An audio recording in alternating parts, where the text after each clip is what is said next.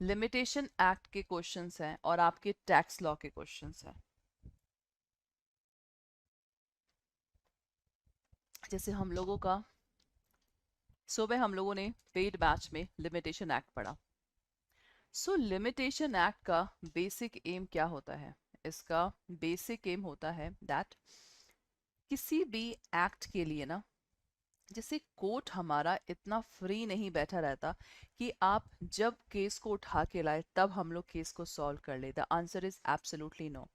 किसी भी केस को सॉल्व करने के लिए हर एक एक्ट का क्या होता है? टाइम लिमिट होता है। तो उस टाइम लिमिट में आप लोग को क्या करना है? केस को फाइल करना है, चाहे कोई सा भी एक्ट हो। राइट चाहे कोई सा भी एक्ट हो, you have a time limit. और स्पेशली बात करें बैंक में भी, सपोज बैंक में भी अगर मान लीजिए किसी भी पर्सन ने लोन लिया है, तो क्या आप लोग लोन को बोलेंगे कि हाँ ठीक है, जब आपका मन चाहे तब आप लोन को चुका दीजिएगा? क्या कभी आप लोगों ने इस चीज को फोकस किया है? नहीं, क्योंकि आप जब लोन भी देते हैं ना, तो आप लोगों को सिंपली क्या करना है? टाइम लिमिट देना है कि आपको लोन यहाँ पे कब चुकाना है। राइट। और टैक्स, जैसा कि आप सब जानते हैं, आप लोगों को हमेशा जो भी यहाँ पे सैलरी पर्सन होता है या यहाँ पे जो बिजनेसमैन होता है, सबका यहाँ पे क्या होता है? लिमिट होता है। Within that limit you have to pay the tax. और इसी टैक्स के पैसे से हम बोल सकते हैं जो हमारे नेशन का डेवलपमेंट होता है, इन पैसों से होता है। सो इसीलिए यहाँ पे जितना भी आप लोगों को सेशन यहाँ पे पढ़ाया जा रहा है, दिस इज़ वेरी इंपॉर्टेंट। अगर आप इस सेशन में नए हैं, राइट, अगर आप इस सेशन में नए हैं तो आप लोग यहाँ के सारे वीडियोस देख सकते हैं जो टॉपिक वाइज आप लोग को पढ़ाया गया है। सो इसीलिए इन सेशन पे आप लोग हमेशा यहाँ पे ज्वाइन करते रहिए और क्वेश्चंस देखिए कि जो हमने पढ़ा है क्या एज इट इज क्वेश्चन आ रहा है कि नहीं।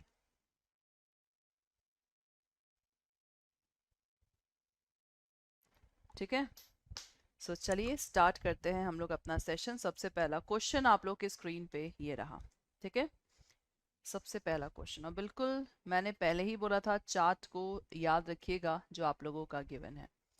तो क्वेश्चन क्या है आप लोगों का? आप देख सकते हैं that what is the period of limitation for filing a suit for compensation for breach of a partnership agreement. जैसे मान लीजिए यहाँ पे हमने पार्टनरशिप किया है, ये बहुत इंपॉर्टेंट है आप लोगों का। सपोज एक्स पर्सन ने, ये हमारा पार्टनरशिप फॉर्म है, ये पार्टनरशिप फॉर्म है, so they have just done the contract. अब इसमें क्या हो गया आप लोगों का? There is a breach of partnership agreement. या तो एक इस स्टेज में भी हो सकता है ब्रीच ऑफ पार्टनरशिप एग्रीमेंट। एक होता है मान लीजिए partner one, partner two, partner three है, आपस में कोई कॉन्ट्रैक्ट किया है, आपस में जो एग्रीमेंट है, इस एग्रीमेंट का क्या हुआ है? दूसरा condition breach of partnership agreement हुआ है। तो दो कंडीशन के द्वारा हो सकता है। तो आपको बताना है what is the period of limitation for filing the suit. मतलब पीरियड ऑफ लिमिटेशन आप लोग का कितना होगा for filing the suit for compensation for the breach of partnership agreement. मतलब जब सपोज एग्रीमेंट ब्रीच हुआ है, कितने टाइम पीरियड के अंतर्गत हम लोग यहाँ पे केस फाइल कर सकते हैं? बहुत सिंपल सा क्वेश्चन है, जल्दी बताओ, जल्दी बताइए यहाँ पे।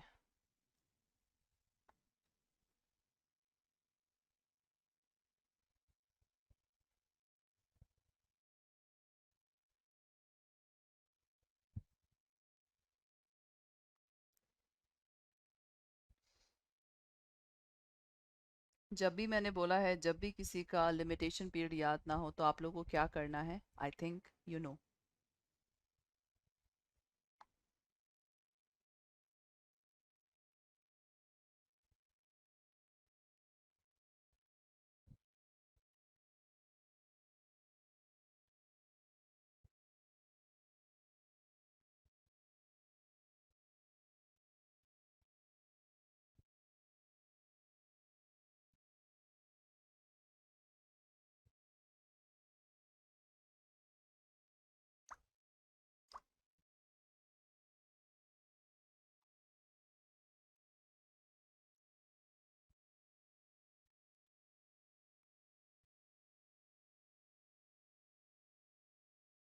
हाँ जी क्लास बताइए। जब भी किसी का लिमिटेशन हमें नहीं मालूम तो सिंपली हम क्या कर सकते हैं, 3 ईयर। तो यहाँ भी आप लोगों का जो लिमिटेशन होगा दैट इज ऑफ 3 ईयर। तो ये आप लोगों को याद करना है। देखो जनरली आप लोग का ना 3 ईयर का लिमिटेशन होता है, ठीक है। Next, what is the limitation period for filing a suit for possession of what movable property by person dispossessed? जैसे ये एक्स पर्सन का प्रॉपर्टी है, मान लीजिए ज्वेलरी है, ये वाई पर्सन। सो ये एक्स पर्सन का ज्वेलरी है, ज्वेलरी आप लोग का क्या है, मूवेबल प्रॉपर्टी है, राइट ना। सो यहाँ पे लिमिटेशन पीरियड आपको बताना है for filing a suit for possession of movable property by the person dispossessed. मतलब ये ज्वेलरी वाई के द्वारा ले ली गई है, डिसपोजेस्ड। पोजेशन था, डिसपोजेशन। या तो आप लोग ओनर का भी सामान डिसपोजेशन कर सकते हो, या तो ओनर ने सपोज सामान रखने को दिया है ए पर्सन को, तो आप यहाँ से भी क्या कर सकते हो, सामान को डिसपोजेस कर सकते हो, राइट। ए के यहाँ से मान लीजिए चोरी हो गया, किसने चोरी किया, मान लो जेड पर्सन ने चोरी किया, तो ये भी तो डिसपोजेस करना है, तो ये भी डिसपोजेस, ये भी डिसपोजेस। तो बताइए इसका लिमिटेशन क्या होगा, दैट इज इंपॉर्टेंट।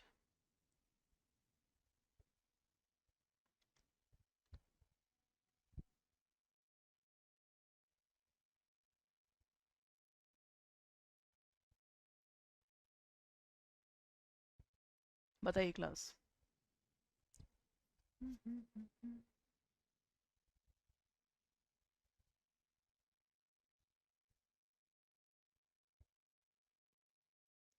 अगेन अगर हमें किसी का भी लिमिटेशन नहीं मालूम, so basically you have to take mark on the one and only that is 3 year. तो यहाँ पे सेकंड का भी क्या होगा, 3 year is the right answer, ठीक है। 3 year is the right answer here, ठीक है क्लास। तो देख लीजिए ये सब क्वेश्चंस आप लोगों के जो हमने चार्ट याद किया था ना, यही सब में याद होता है, ठीक है।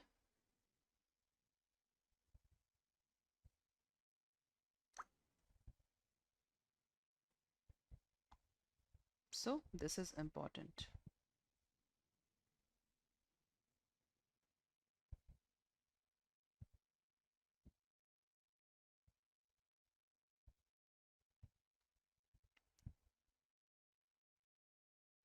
Done class? चलिए next, तीसरा, in the case of suit for recovery of possession of immovable property।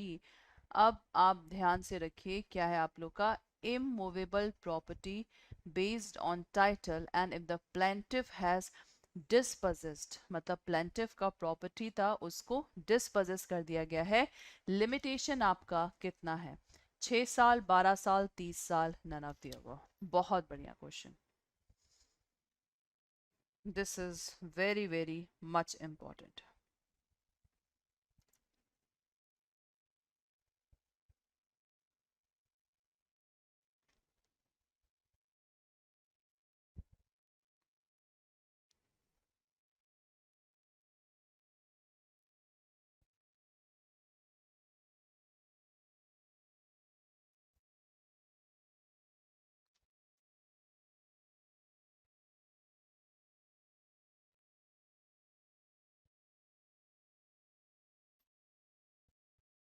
बताइए क्लास इसका एग्जैक्ट आंसर।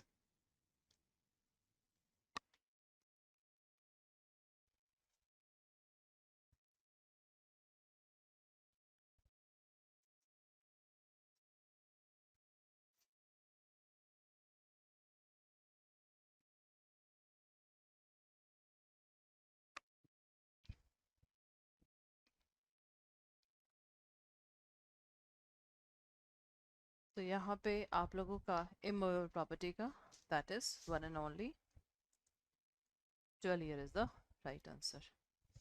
तो इसका this is the right answer, ठीक है। चलिए नेक्स्ट, ध्यान से। अब इस क्वेश्चन में आप लोगों का पूछा गया है the limitation period for filing a suit for specific performance of a contract. Specific performance of a contract क्या होता है, अभी आपको बताती हूँ. In the case of continuing breach is calculated from the date of, मतलब कंटिन्यू ब्रीच हो रहा है तो लिमिटेशन आपका कब से शुरू होगा. जैसे स्पेसिफिक परफॉर्मेंस का मतलब है, मान लीजिए एक्स और वाई के बीच में अगर कोई कॉन्ट्रैक्ट हो रहा है, राइट, एक्स और वाई के बीच में अगर कोई कॉन्ट्रैक्ट हो रहा है, so in that case what will happen,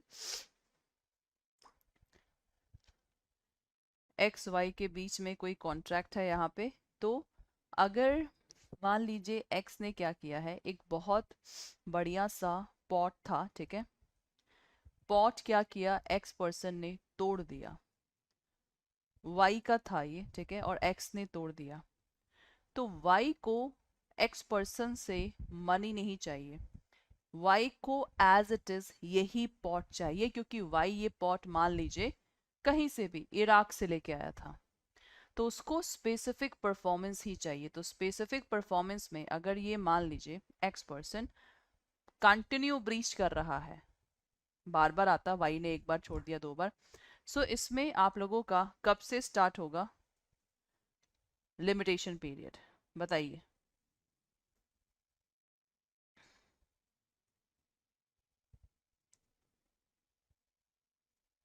the limitation will be start from, इसमें याद रखिएगा, the limitation will be start from the first breach, भले ही आगे कितना भी ब्रीच करे, लेकिन फर्स्ट जब भी कॉन्ट्रैक्ट को तोड़ा है, सो कॉन्ट्रैक्ट को तोड़ के आप लोग का ये चीज होगा, ठीक है.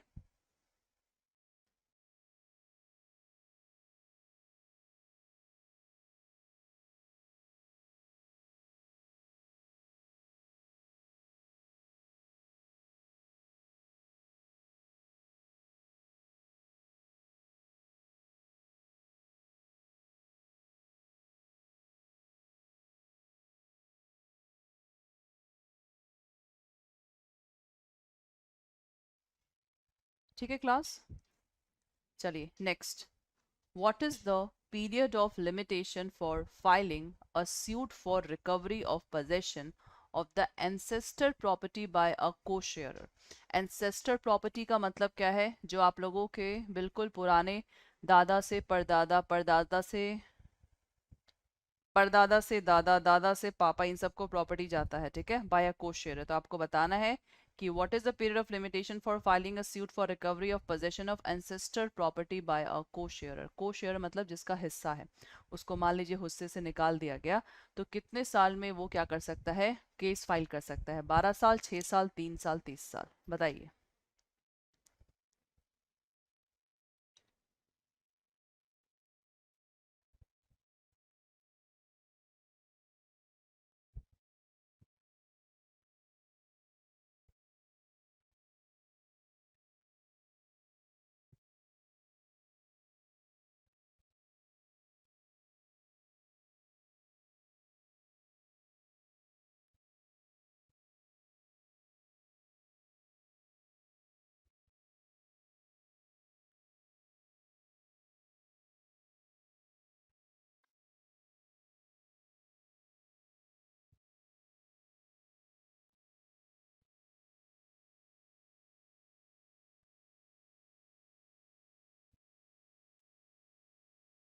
हाँ जी class, what will be the right answer. Ancestor property by a co sharer. तो जब एंसेस्टर प्रॉपर्टी आप लोगों का होगा बाय अ को शेयरर, सो इसका एग्जैक्ट आंसर क्या होगा, 12 साल. क्योंकि प्रॉपर्टी है, अगर दो भाई हैं तो दोनों का हक होता है, एक प्रॉपर्टी, एक भाई दूसरे भाई को नहीं दे रहा है, तो दूसरा भाई केस फाइल कर सकता है. So this is your 12 year, ठीक है, ये आप लोग का कितना है, 12 साल का एग्जैक्ट आंसर है,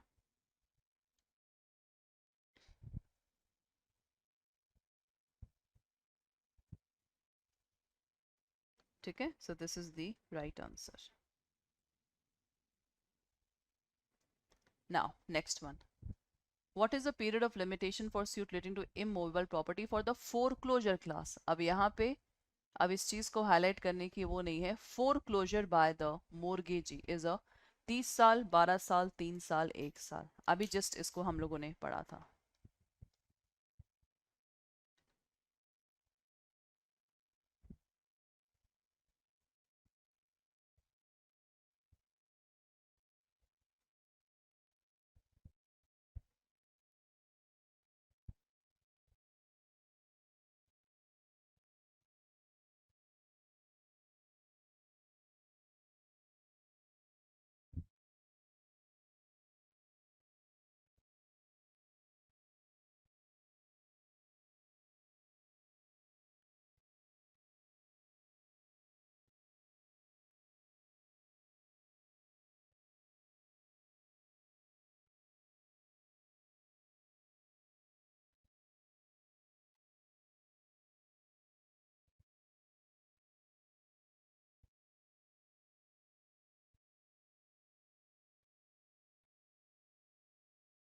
बताइए क्लास फोरक्लोजर।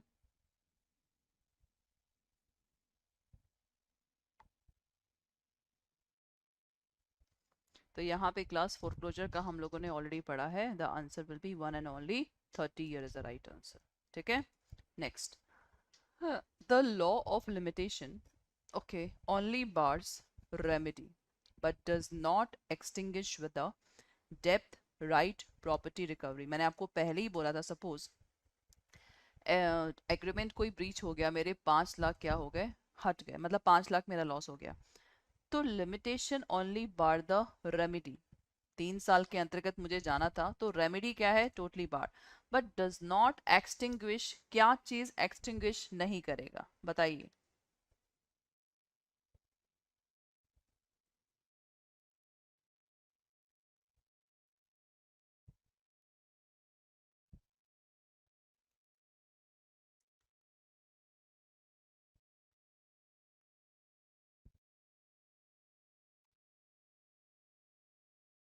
बताइए क्लास इसका एग्जैक्ट आंसर।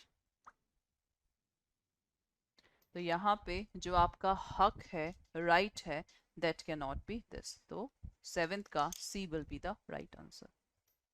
ठीक है, सेवेंथ का c will be the right answer है।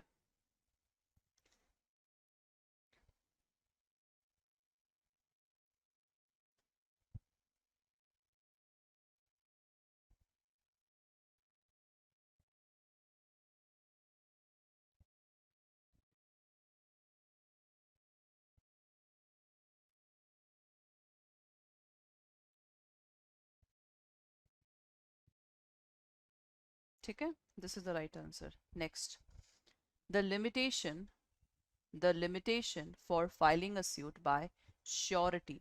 श्योरिटी समझ गए ना, कौन है श्योरिटी आप लोग का, कॉन्ट्रैक्ट ऑफ गारंटी का एग्जाम्पल है, प्रिंसिपल, डेटर, क्रेडिटर, श्योरिटी। तो श्योरिटी की बात कर रहा है। द लिमिटेशन क्या है, the limitation of filing suit by surety against principal debtor would be 3 year from the date on which, 3 साल कब से स्टार्ट होगा। The limitation for filing a suit by surety against principal debtor, क्योंकि surety जब पैसा दे देता है तो किससे पैसा मांगेगा, प्रिंसिपल डेटर से, would be 3 year from the date on which, 3 साल कब से काउंट होगा। 3 साल आप लोगों का है, the amount was paid by surety to the creditor, the date of demand by creditor, the amount become payable to the creditor, and the refusal by principal debtor to pay the amount, notice this one. जल्दी बताइए इसका exact answer क्या होगा। This is very good question, contract of guarantee का आप लोगों का ये क्वेश्चन है।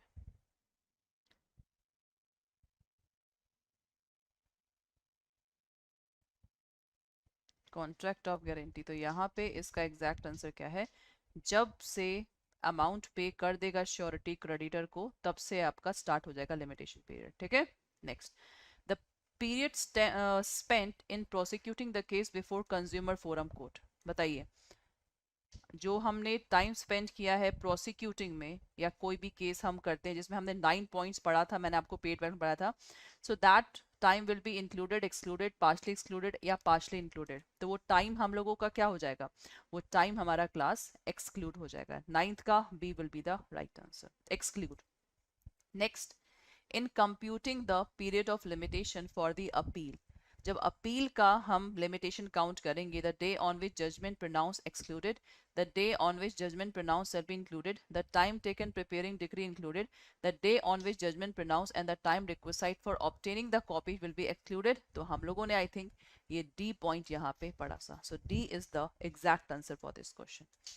सो आई होप सो आप लोगों को आज के क्वेश्चंस यहाँ पे बढ़िया लगे होंगे। बहुत बहुत शुक्रिया आप लोग यहाँ पे आए। ठीक है, मैम ने कहा है सबसे पहले मैम हम क्वेश्चंस को करेंगे, केस स्टडी वाले क्वेश्चन। ठीक है मैम, चलिए ओके, पहले क्वेश्चंस करते हैं। तो देखो क्लास, मैं जून का सबसे पहले एक छोटा सा पैटर्न बता देती हूँ।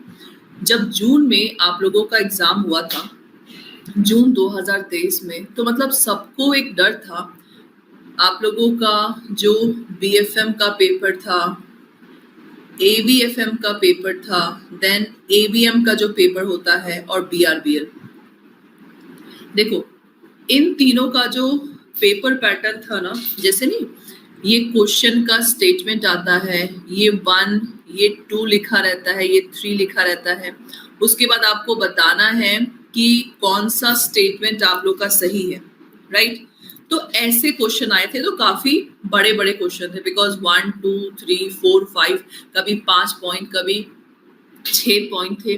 तो ऐसा क्वेश्चन लग रहा था कि BRBL में भी आएगा, बिकॉज तीनों में ऑलमोस्ट ऐसे ही क्वेश्चन आए थे आपके बड़े बड़े।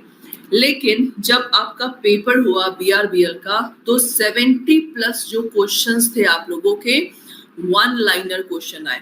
तो 1 लाइनर क्वेश्चन का मतलब है जो हम कंटेंट पढ़ते हैं ना class, same as it is content आप लोगों का आपको पढ़ना है।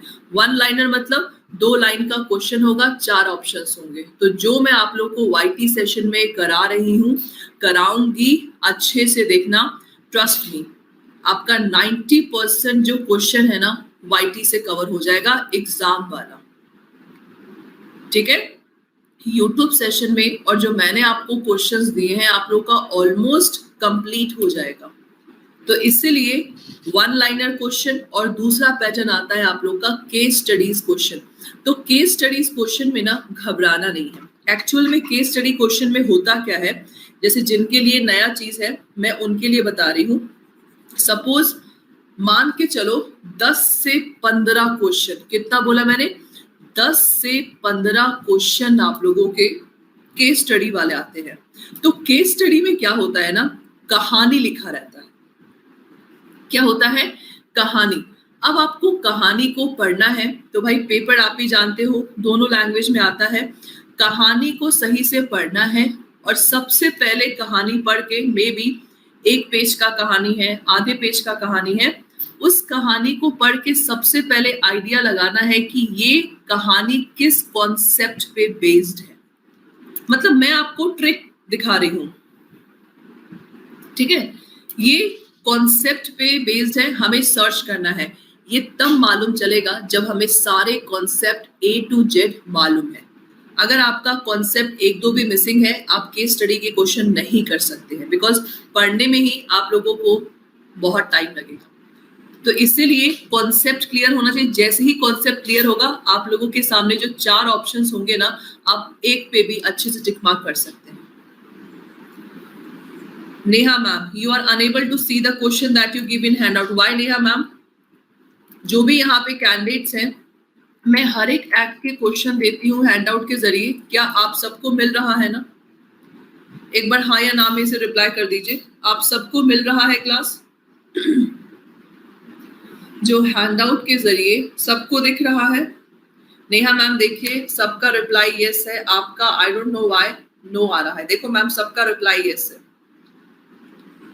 ठीक है? मैम एक बार चेक करिएगा, नेट वेट का हो सकता है दिक्कत। चलो पूर्वा मैम, स्टार्ट करते हैं हम लोग अपना पहले क्वेश्चन। देखो, देख के घबराना नहीं, आराम से पढ़ेंगे, और बहुत इजी क्वेश्चन है, बहुत इजी क्वेश्चन है, ठीक है? तो ये देखो, ये केस स्टडी क्वेश्चन का यहाँ पे है।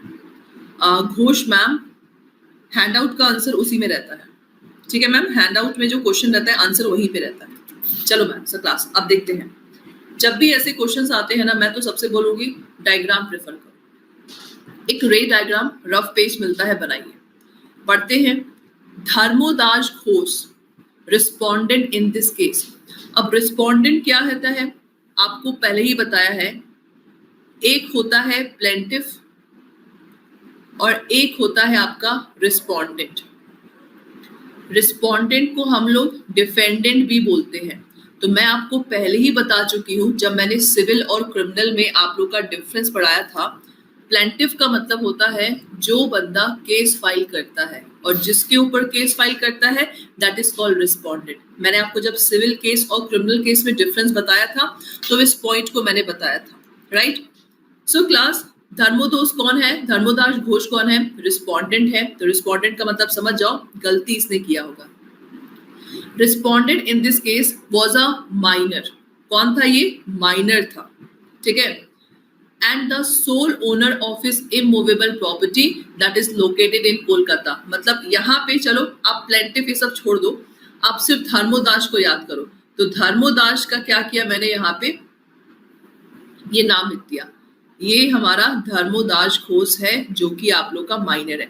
मतलब ऐसे डायग्राम बनाओगे ना आप लोगों के लिए बहुत इजी रहेगा पढ़ना भी। ठीक है, चलो उसके बाद आप लोग का क्या है, हिज मदर, उसकी mamma, sole guardian of the property. अच्छा, जो धर्मोदास का प्रॉपर्टी था, चलो प्रॉपर्टी का हम डायग्राम भी बना देते हैं।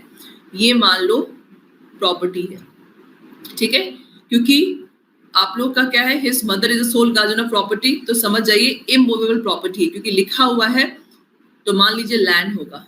ठीक है, तो मम्मा उसकी गार्जियन थी, क्योंकि हम जानते हैं माइनर अकेला प्रॉपर्टी नहीं डील कर सकता, जब तक माइनर है कोई ना कोई गार्जियन रहना चाहिए। तो यहाँ पे इसकी मामा क्या थी, गार्जियन थी।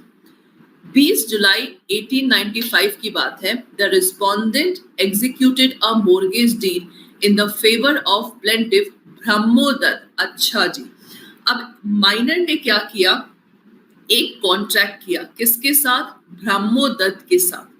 क्या किया, मोर्गेज किया, क्योंकि हम भी जानते हैं मोर्गेज लिखा हुआ है, मोर्गेज किया। ठीक है, देखो यहाँ पे क्या लिखा हुआ है, the respondent executed the mortgage deed in the favour of plaintiff Brahmodatt and, देखो मोर्गेज में जानते हैं कि हमें पैसा लेना है तभी तो प्रॉपर्टी गिरवी रखेंगे। सिक्योर द अमाउंट ऑफ, कितना अमाउंट, 20,000, मतलब देखो आपको खुद पढ़ने में इजी लगेगा। Secured amount of 20,000 along with the 12% interest. अच्छा, तो मतलब दोनों में जो मोर्गेज का हुआ कितना रुपीस का हुआ, 20,000 रुपए, मतलब माइनर ने 20,000 रुपए मांगे अलॉन्ग विद 12% इंटरेस्ट, मतलब जब देने की बारी आएगी तो 12% इंटरेस्ट। ठीक है, इज दैट क्लियर क्लास, इतना सबको समझ में आया। अब मैंने आपको सिर्फ इतना पढ़ाया है, आई थिंक कहानी आप लोग को समझ में आ गया होगा। जल्दी बताओ, जल्दी बताइए, इतना कहानी समझ में आ गया सबको, क्या चीज मैं आपको पढ़ा रही हूँ। कौन, मोर्गेज हुआ प्रजाता मैम, और मोर्गेज किस किस के बीच हुआ, माइनर और यहाँ हमारे दूसरे पर्सन के बीच। दूसरा पर्सन का नहीं लिखा माइनर है कि मेजर है, तो हम इसको मेजर मानेंगे। यहाँ पे धर्मोदास का माइनर लिखा था तो हम इसको माइनर मानेंगे। ठीक है, अब देखो, at the time of making mortgage, जब मोर्गेज बन रहा था, respondent had not attend the age of majority, ये तो हमें मालूम है। जब मोर्गेज हो रहा था तो भाई माइनर मेजर नहीं था, प्लस 18 नहीं था। When Brahmodatt was away, the transaction of mortgage was carried out by his attorney Kedarnath मित्तर। अच्छा, ये जो मोर्गेज डीड हुआ ना क्लास, ब्रह्मोदत्त का कौन था, वकील था। वकील कौन था, केदारनाथ मित्तर। तो इस वकील ने इस मोर्गेज डीड को एग्जीक्यूट कराया। ठीक है, सबको मालूम चला ये। And the money was send by his manager Dheeraj. अच्छा, जो मनी था धीरज के द्वारा क्या किया गया, ये धीरज है, माइनर को दिया गया 20,000 रुपीज। ठीक है, now as suppose contended by respondent mother Shrimati Jogendra, क्या है, जोगेंद्र नंदिनी दासी। अच्छा, जो माइनर की मम्मी है इनका नाम है। Wife transaction was in consideration, she had sent a letter to Kedarnath Mittar, मतलब माइनर की मम्मी ने क्या किया, लेटर भेजा केदारनाथ को जो कि अटॉर्नी था। ठीक है, थ्रू हर अटॉर्नी। अच्छा, मम्मी जी का भी अटॉर्नी था भूपेंद्र नाथ बोस। तो मतलब यहाँ पे हमारे दो वकील हैं, अपने वकील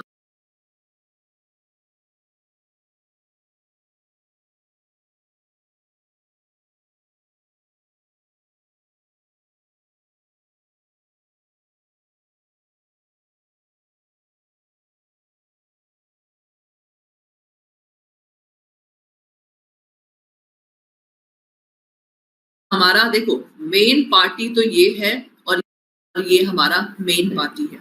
तो केदारनाथ जो कि ब्रह्मोदत्त का वकील था, जानता था कि वो माइनर है।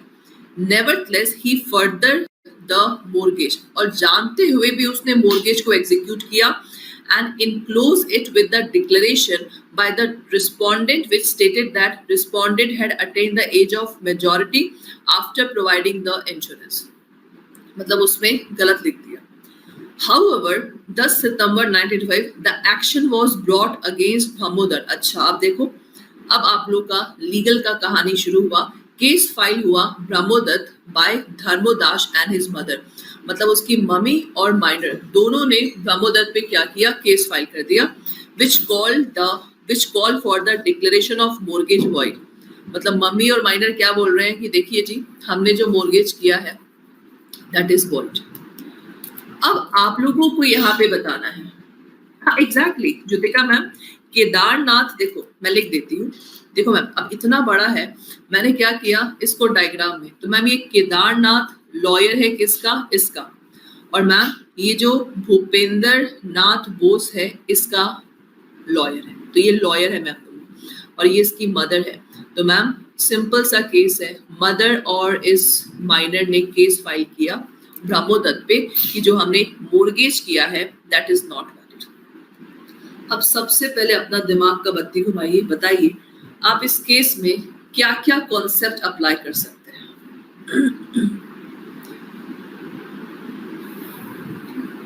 मैंने अभी क्वेश्चन नहीं पूछा है, मैं अब बस इतना बोल रही हूँ इस कहानी से, पहले ये बताओ कहानी सबको समझ में आ गया? ऐसा केस स्टडी क्वेश्चन आता है,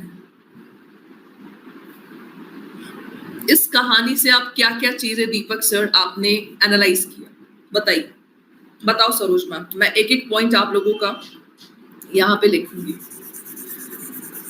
क्या आपने कुछ मालूम चला कि ये कौन से मॉड्यूल का है?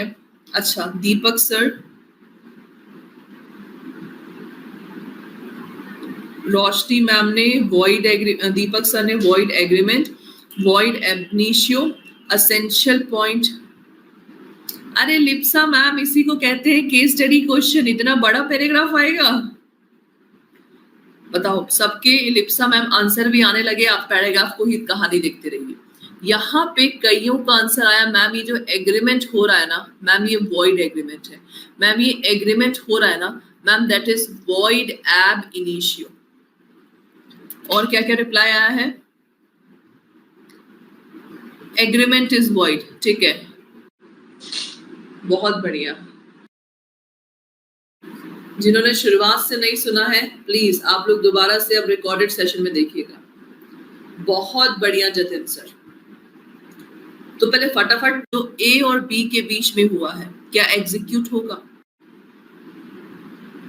घोष मैम जब तक आप मॉड्यूल ये सब नहीं करा पाएंगे ना आप नहीं समझेंगे आपका आंसर। प्लेंटिफ वो जिसके साथ रॉन्गफुल एक्ट होता है, डिफेंडेंट जिसने किया, competent to the next question, ऐसे ही क्वेश्चन ऐसे ही। सोलोमन क्या नाम है, Salomon had a many year carried on a prosperous business as a leather merchant। मतलब एक बंदे का नाम है, बंदे के नाम को मैं हाईलाइट कर देती हूँ, जो कि बहुत सालों से बिजनेस कर रहा था लेदर का, ठीक है। In 1892 he decided to convert into a limited company। अच्छा बाद में उसने डिसाइड क्या किया कि चलो मैं अपने बिजनेस को एक लिमिटेड कंपनी में कन्वर्ट कर देता हूँ, and for that purpose Solomon and company limited was form. अच्छा तो क्लास यहाँ पे एक कंपनी का निर्माण हुआ, कंपनी का नाम देख लीजिए क्या है, अब समझ जाओ ये क्वेश्चन कहाँ का आप लोग का होगा, राइट। कंपनी का निर्माण हुआ, वाज फॉर्म विद, और कंपनी में कौन कौन था, सैलोमन था, उसकी बीवी थी, उसका बेटी था, उसके 4 सन थे, मतलब 4 5 6 7, and Solomon as a managing director. मतलब ये लोग मेंबर थे और सोलोमन मैनेजिंग डायरेक्टर था, मतलब बस एक कौन कौन मेंबर थे, ठीक है। कंपनी ने क्या किया, जब कंपनी बन गया, सोलोमन एंड कंपनी लिमिटेड जब कंपनी बन गया, company purchased the business of Solomon for 39,000 pound. The company purchase the business of Salomon. अच्छा किसी कंपनी ने सैलोमन का बिजनेस क्या किया, खरीदा। The price was satisfied by 10,000 in debenture. Debenture का मतलब क्या होता है, security. Conferring a charge overall of the company assets 20,000। आप लोग इन रुपीज पे मत जाइएगा, ये सब डराने के लिए है। रुपीज 20,000 इन फुली पेड और up to 1 share and the balance in cash। 7 share were subscribed in the cash by the member। मतलब जो कंपनी के 7 शेयर थे वो किसके द्वारा लिए गए? By the members, and the result for that Solomon had 20,001 shares out of 20,000 share issued. ठीक है, मतलब जितना शेयर इशू किया था इतना शेयर इसके पास था, एंड ईच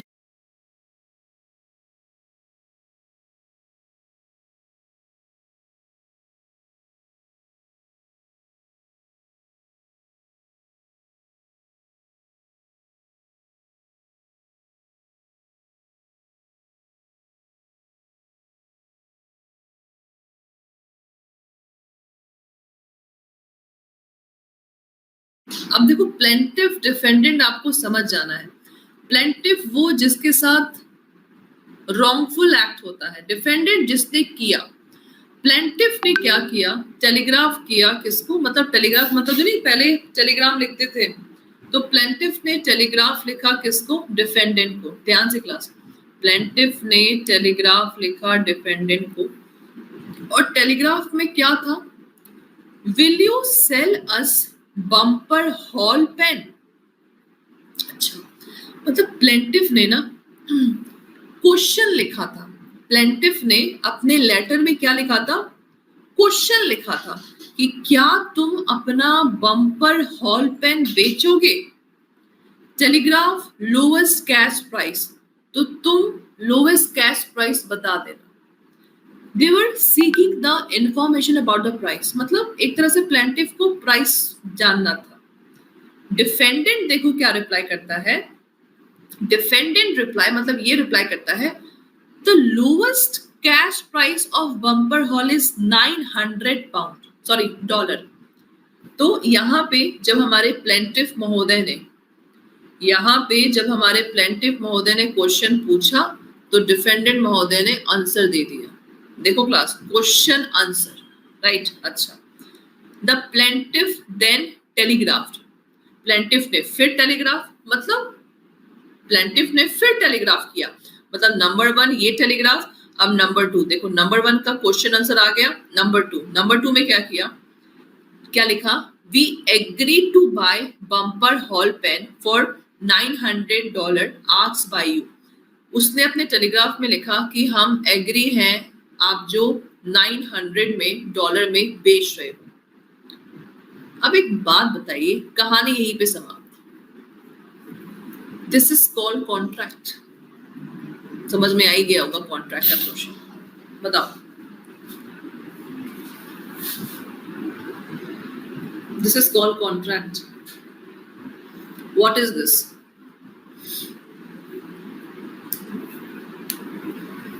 मतलब यहाँ पे बोला कि हम एग्री हैं, तो ये क्या कॉन्ट्रैक्ट हो गया? पहले मुझे आंसर दीजिए, दिस इज कॉन्ट्रैक्ट और नॉट?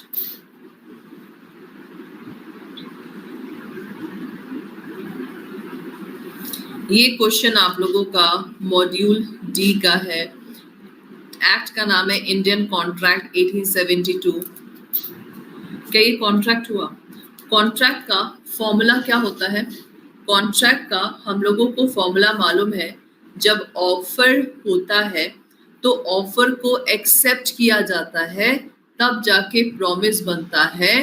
प्रॉमिस को लीगल टर्म में एग्रीमेंट बोलते हैं। एग्रीमेंट में जब लॉ को इन्फोर्स किया जाता है, दैट इज कॉन्ट्रैक्ट।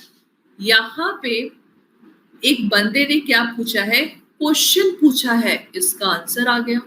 तो क्या आंसर देना इज एक्सेप्टेंस? नहीं प्राची मैम, इसका आंसर है सिंपली मैम, इसने क्वेश्चन पूछा है, इसने रिप्लाई किया है, फिर इसने क्या किया? हम एग्री हैं। बाबा हम एग्री हैं, लेकिन यहां से कुछ रिप्लाई तो नहीं आया ना। तो मैम क्या क्वेश्चन आंसर ये आपका कॉन्ट्रैक्ट का फॉर्मूला फुलफिल कर रहा है? So guys, question and answer will not convert into contract. A very simple concept. अब नीचे देखो, नीचे इसका आंसर दिया था, it was held का मतलब कोर्ट का डिसीजन क्या था? Defendant's telegram was not an offer but merely the information. Defendant बस information ही तो दे रहा है कि उसका बम्पर हॉल पेन $900 का है। The plaintiff's second telegram was in fact the offer to buy. Yes, जो सेकेंड बार बोला तो वो क्या करता, अब जाके वो ऑफर कर रहा है, लेकिन वो कभी एक्सेप्ट हुआ ही नहीं, डिफेंडेंट ने कुछ रिप्लाई किया ही नहीं. So therefore this is not a contract. समझे क्लास? कॉन्ट्रैक्ट का फॉर्मूला इसलिए मैंने ऊपर लिख दिया आप लोगों का, राइट मैम? एग्जैक्टली. ना कोई ऑफर हुआ ना एक्सेप्टेंस हुआ. अब सेकंड स्टेज में वो ऑफर कर रहा था कि हम 900 में तुम्हारा ये बम्पर हॉल पेन लेंगे, लेकिन अपोजिट पार्टी से कुछ रिप्लाई नहीं आया, बिकॉज कहानी में आगे कुछ लिखा ही नहीं. कहानी में सिर्फ ऑफर तक लिखा है कि प्लेंटिफ ने दूसरी बार ऑफर किया. तो जब कोई ऑफर ही नहीं है, कोई एक्सेप्टेंस ही नहीं, तो कॉन्ट्रैक्ट तो दूर की बात है. खत्म. Done class? अब बताइए कोई दिक्कत इसमें? जो हमने पढ़ा है ऐसा लग रहा है कि हाँ वही चीज है आप लोग का. Exactly Saroj ma'am. सेकेंड में ऑफर है, एक्सेप्टेंस ही नहीं है, तो भाई कॉन्ट्रैक्ट का फॉर्मूला कहाँ हुआ? टाटा बाय बाय, फिनिश, सब कुछ हो गया. Done class? बताइए कोई दिक्कत किसी को यहाँ पे? क्वेश्चंस अच्छे लग रहे हैं ना? कोई नहीं, मजा आ रहा है तो एक दिन और ऐसा ले लेंगे सेशन, ठीक है? आज तो मैंने ऐसे ही रख लिया था कि भाई जो बच्चे स्टूडेंट्स नए हैं उनको समझाने के लिए, बिकॉज आप लोगों के लिए मे बी ये नया चीज पैटर्न है. मैं ऑप्शंस नहीं लिखा है, बस समझ जाना. सरोज मैम केस पता है क्यों हुआ? क्योंकि जो हमारे प्लेंटिफ भाई साहब थे ना, इन्होंने केस फाइल कर दिया कि डिफेंडेंट की तरफ से हाँ था तो मुझे ये बम्पर हॉल पेन चाहिए, इसलिए केस हुआ. मतलब ये हमारे प्लेंटिफ भाई साहब ने क्या किया था, केस कौन फाइल करता है मैम? प्लेंटिफ फाइल करता है ना. तो इन्होंने केस फाइल कर दिया था कि भाई इन्होंने देखो वादा किया था कि 900 में देंगे और मुझे दे नहीं रहे, इसलिए केस हुआ था. समझे मैम? आज के जो क्वेश्चंस है that will relate to the FEMA act, foreign exchange management act. ये एक्ट है क्या? Basically foreign exchange management act, जिसमें कि कैसे करेंसीज जो एक जगह से दूसरे जगह तक आप लोगों की एक्सचेंज होती है, कैसे इसको रिलेट किया जाए, राइट? कैसे कंट्रोल किया जाए, मैनेज किया जाए, ये आप लोग का फेमा एक्ट के अंतर्गत है. ये एक्ट आप लोग का कब का बना है? 1999 का ये आप लोग का एक्ट बना है. और फेमा एक्ट के अंतर्गत आप लोगों के दो सेगमेंट इंपॉर्टेंट है. सबसे पहला रिजर्व बैंक ऑफ इंडिया और दूसरा आप लोगों का है ED, that is the enforcement directorate. ये दोनों सेगमेंट इंपॉर्टेंट है. आरबीआई जो कि आप लोग का रेगुलेटर होता है, जो अपॉइंट करता है अथोराइज डीलर को, और ईडी आप लोग का इन्वेस्टिगेशन अथॉरिटी होता है जो कि इन्वेस्टिगेट करता है. ठीक है, चलिए सबसे पहला क्वेश्चन आप लोगों के स्क्रीन पे ये रहा, which act govern the foreign exchange management in India? जल्दी बताइए. एक जस्ट फॉर द नॉलेज, पहले आप लोगों का ये जो फेमा एक्ट था इसको फेरा एक्ट बोला जाता था, जो कि आप लोगों का 1973 का था, और अब आप लोग का फेमा एक्ट है. सो बताइए फेमा एक्ट आप लोगों का कब स्टैब्लिश हुआ था? अभी मैंने आप लोग को इसका आंसर बताया था. The FEMA act establish under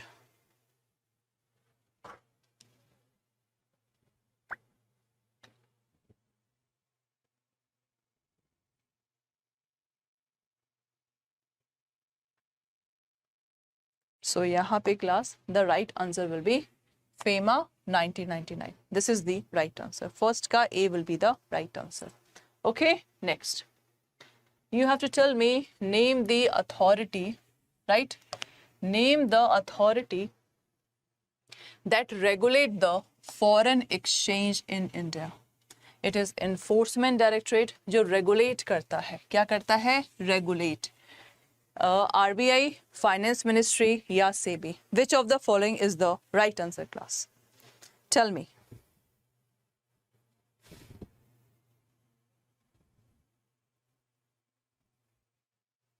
Which of the following is the right answer, guys? So इसका exact answer क्या है? The authority that regulate the foreign exchange in India, that is Reserve Bank of India. Reserve Bank of India, जो कि आप लोगों का authorized person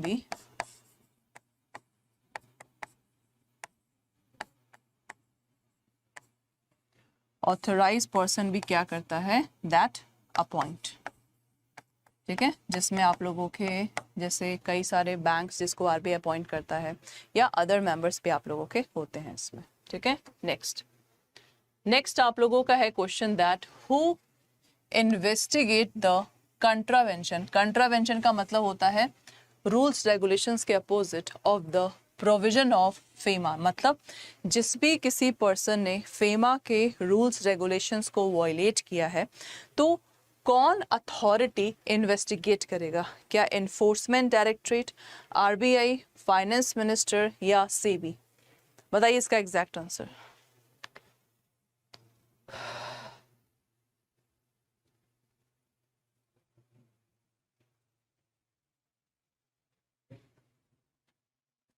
बताइए class.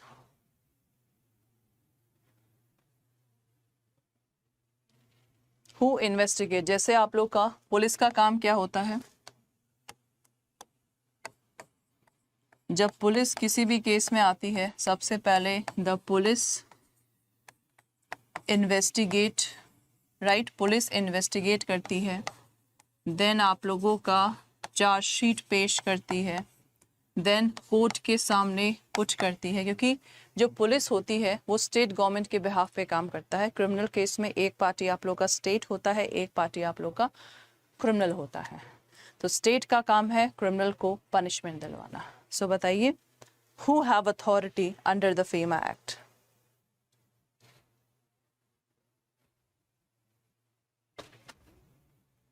Who have authority under the FEMA Act? Who investigate the contravention of the provision of FEMA Act? So यहाँ पे इसका exact answer क्या है? That is Enforcement Directorate. What is the right answer? Enforcement Directorate is the right answer for this question. Okay? याद रखिएगा. Now, this is very important question that current account transaction means a transaction other than the capital account transaction and without prejudice to the generality of the foregoing such transaction include. सबसे पहला option है payment due in connection with foreign trade, other current business, services and short-term banking and credit facility in the ordinary course of business, payment due as interest on loan and as net income from the investment, remittance for living expenses of parent, spouse, children residing abroad, या expenses in relation to the foreign travel, education and medical care of parent, spouse and children. तो यहाँ पे class अगर देखा जाए current account transaction, इसको मैंने एक ट्रिक आप लोगों को बताया था. जैसे करंट अकाउंट ट्रांजैक्शन, इसमें क्लास पैसा है एक बार जाता है और इसको हिंदी में लिख सकते हैं वापस नहीं आता. क्या है? एक बार पैसा वापस जाता है, या इसको वाइसा वर्सा भी कह सकते हैं, एक बार पैसा आता है, ठीक है, वापस नहीं आता, वापस नहीं जाता. जैसे दोनों का एग्जांपल लेते हैं. सबसे पहला पैसा वापस नहीं आता. अगर कोई पर्सन सपोज यहाँ पे बाहर रहता है या मान लीजिए पेरेंट्स का इलाज करवा रहे हैं बाहर, तो जितना पैसा खर्च होगा तो क्या वो पैसा, मान लीजिए अमेरिका से ऑपरेशन करवाया, ऑपरेशन में 10 लाख लगा, तो क्या वो 10 लाख वापस आएगा? The answer is no. तो पैसा एक बार गया वापस नहीं आया. This is called current account transaction. इसी का दूसरा भाई क्या है? पैसा वापस नहीं जाता. जैसे मान लीजिए हमने लोन दिया, ठीक है, हम लोगों ने लोन दिया. अब लोन में जब अपोजिट पार्टी पैसा वापस लौटाएगा, इंटरेस्ट भी आएगा, तो इंटरेस्ट आएगा वापस नहीं जाएगा. तो यहाँ पे एक एग्जाम्पल याद रखिएगा, मेडिकल एक्सपेंसेस, ठीक है, और ये आप लोग का interest rate.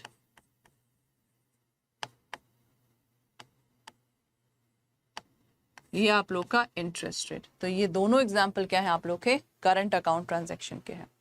So I hope सो ये आप लोग को टॉपिक समझ में आ गया होगा, what is current account transaction.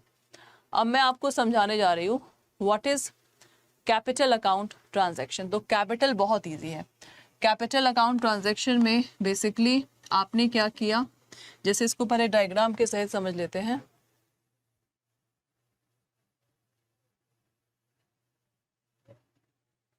ये पैसा है, जाएगा वापस भी आएगा, पैसा गया पैसा वापस आएगा। जैसे बेस्ट एग्जांपल इसका क्या है, लोन का। तो लोन क्या होता है, जैसे अगर हमने मान लीजिए पैसा दिया नेपाल को 500 करोड़, तो 500 करोड़ पैसा वापस आएगा, तो वापस आना दैट इज कॉल्ड कैपिटल। ठीक है, सी से कैपिटल, ए से आओ, कैपिटल आओ। एक ट्रिक याद करने का क्या है, कैपिटल आओ और ये कैपिटल यूएस जाओ। यूएस जाओ मतलब मेडिकल घूमना, ये सब आप लोग के यूएस जाओ। तो ये आप लोग का ट्रिक है कैपिटल और करंट का। तो यहाँ पे जितने भी एग्जाम्पल हैं आप लोगों के 1 2 3 4, ये सब एग्जाम्पल आप लोगों के करंट अकाउंट ट्रांजेक्शन्स के हैं। So that's why e will be the right answer, all of the above. क्या इसका आंसर है, e will be the right answer है। Done, E will be the right answer here. Next question है, Mr. John had a resided in India. Mr. John India में रहते हैं during the financial year 2015 से 16 more than 182 days. More than 182 days. आपको बताना है what is his residential status under FEMA in 2016 to 17. So person resident in India, person resident outside India, बताइए इसका exact answer.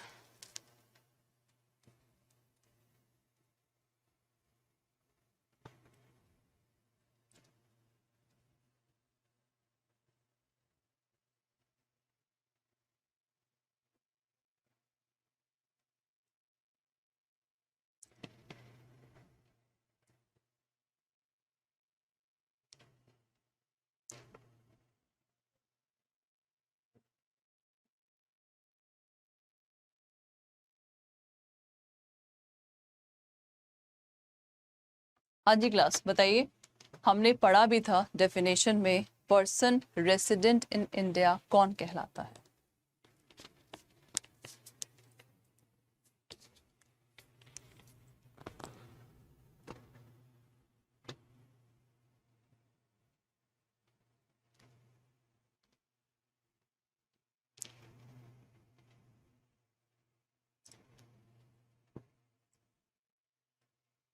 बताइए class, person resident in India, तो more than 182 days है। तो जब मोर देन आप लोगों का 182 डेज होता है, 182 days more, this is called person resident in India. So A is the right answer. Okay, A will be the right answer here. Next question क्या है आप लोग का, person left India on 1 August 2016, right, for education for 3 year. What would be his residential status for 2016 से 17 if he was residing in India 200 days in financial year of this one? बताइए, what will be the right answer here?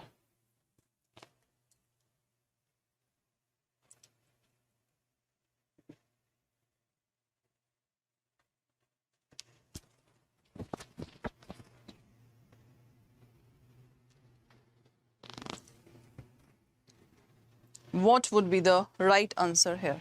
Tell me. More than 200 days. तो अगर more than 200 days है, then what will be the right answer? More than 200 days है, so the right answer will be person resident in India. 6th A is the right answer. Next.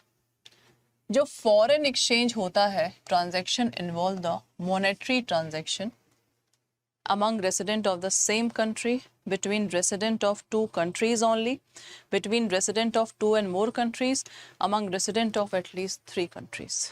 बताइए.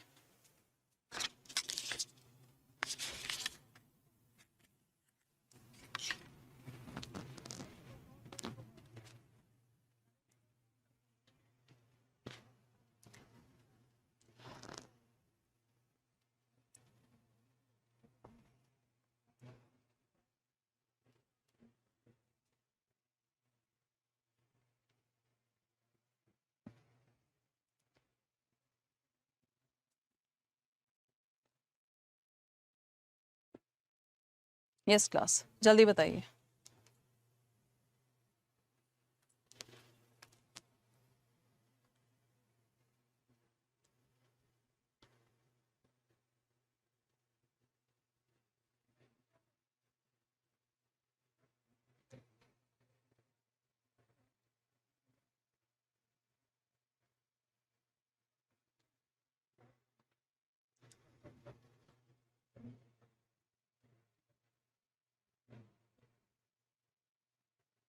So यहाँ पे class between the resident of this country, ठीक है?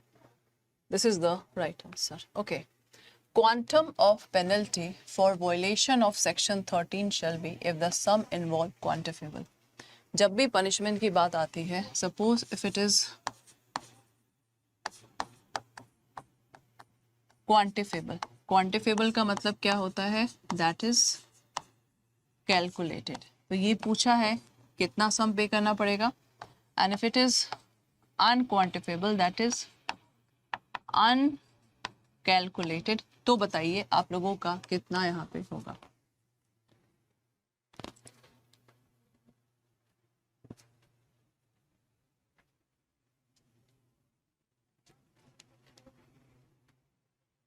बताइए. Punishment है, that thing you have to know. बताइए class. If it is quantifiable and unquantifiable. If it is a quantifiable,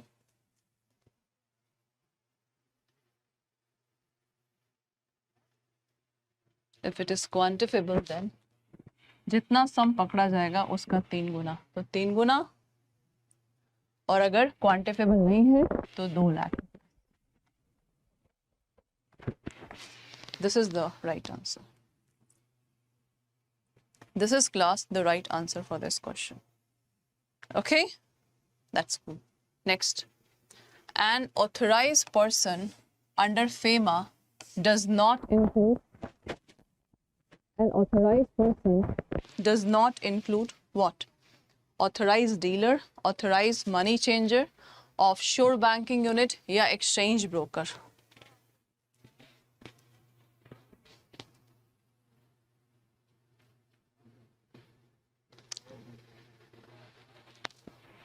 Authorized dealer, authorized money changer, offshore banking unit या exchange broker.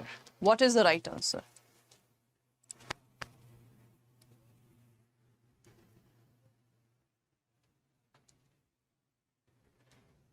Authorized person under FEMA does not include what? Authorized dealer, money changer, offshore banking unit, ये सब चीज हमने पढ़ा है.